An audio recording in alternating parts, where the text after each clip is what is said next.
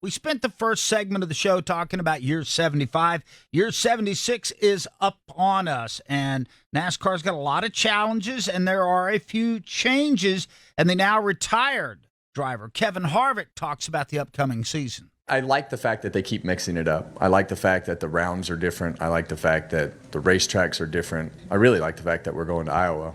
As you look at that, adding another short track and just a unique facility that you can go and race at.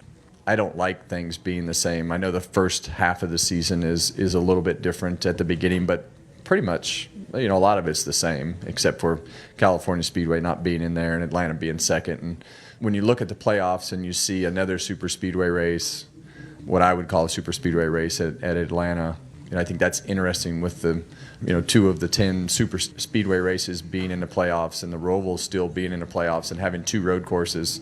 So to me, you have 4 of the 10 races that are on non-traditional ovals or short tracks. And so that's a pretty high number in my opinion. So it'll be fun to watch and see how it all plays out. But I love the fact that they keep mixing it up. I like that.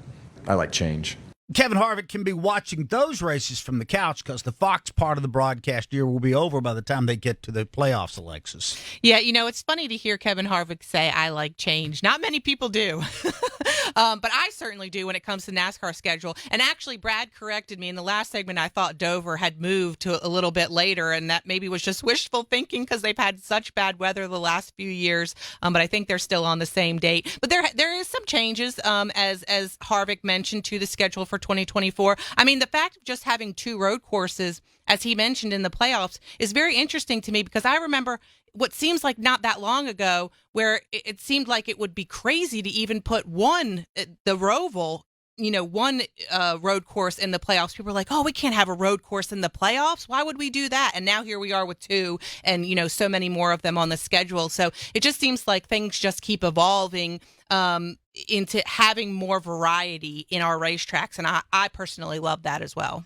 All right, so we've got 2 road courses, 2 super speedways, one of those being the hybrid speedway at Atlanta Motor Speedway and, of course, Talladega that Harvick is referring to there.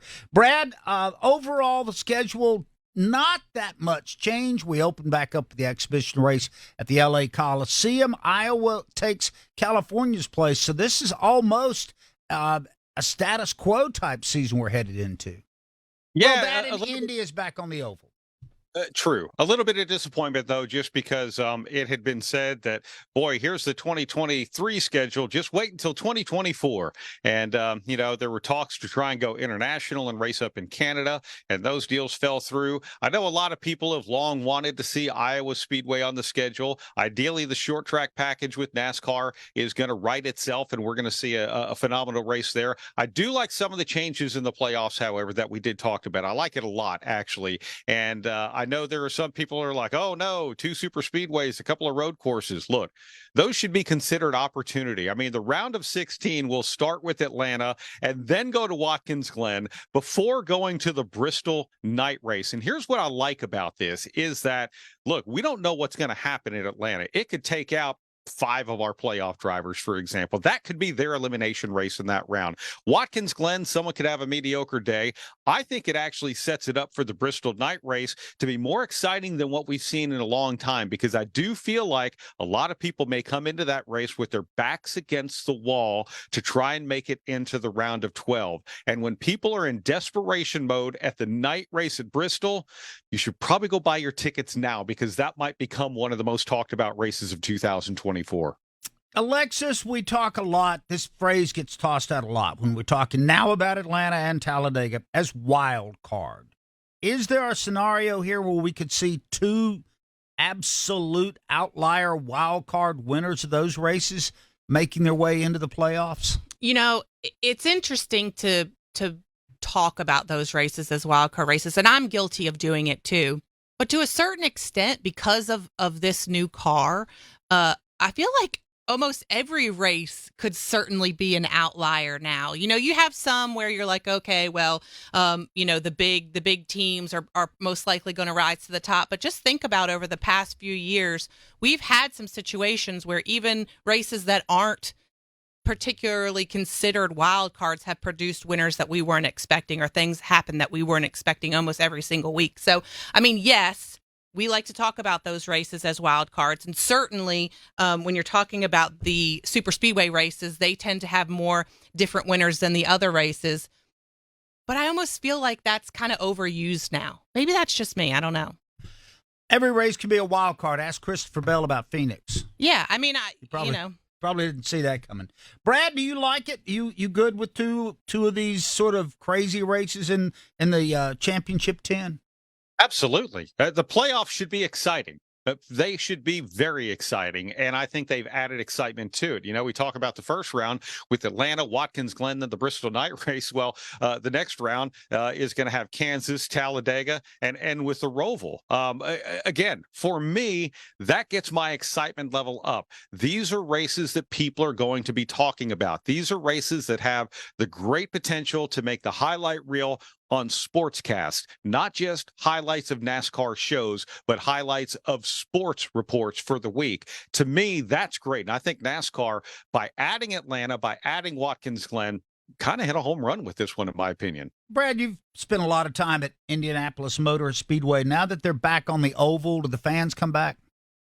Yeah, I think so. I'm so excited about this one. And quite honestly, the last couple of races we had on the oval were pretty exciting, but I get that people wanted something different. And I think it's good that we tried the road course, and we saw some pretty memorable races there as well. I mean, heck, you know, the first one with Chase Briscoe taking out Denny Hamlin and A.J. Allmendinger getting a big win, to all of the other things that we've seen along the way and a lot of the drama. But it's time. It's time to come back to the oval. Kevin Harvick said it best from the get-go. If we're going to race at Indianapolis Motor Speedway and not be on the oval, not really what's the point, but if we're going to be here, this is where we need to be. And I think that is going to be great. I can't wait to go back to that next year. Absence makes the heart grow fonder, as they say. And I think us not being on the oval for a few years has certainly made, I mean, I know just in the media corps, I mean, everybody that you talk to in NASCAR media is like, gosh, I wish we would go back. In drivers, I mean, everybody in the industry. And you have to think, I mean, sometimes that doesn't translate, you know, to the fan base, but you have to think in this particular instance, I think it does. I feel like, and I've said this before, that Roger Penske pulled the greatest con job on the NASCAR fans ever, because they, for 2 decades, complained that, oh, the oval doesn't give good racing. It's made for Indy cars. We hate it. We hate it. Okay, good. You don't have it anymore.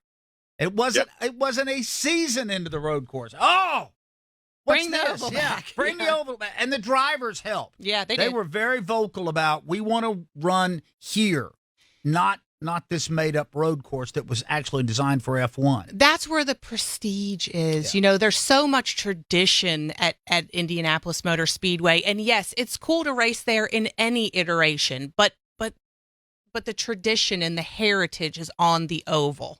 That is what Indy is all about. Yes. And I say that delicately. It's not about the racing. It's about the location. It is. And it's about the history that goes into that place. Whether the race is good or not doesn't matter. That's Indianapolis Motor Speedway. And there's not many other tracks that you can think of that have that kind of clout as just being the facility, that the facility is what draws you I in. think Daytona, maybe to a lesser extent, but no, Indy has a mystique and a romance about it that nobody else can touch.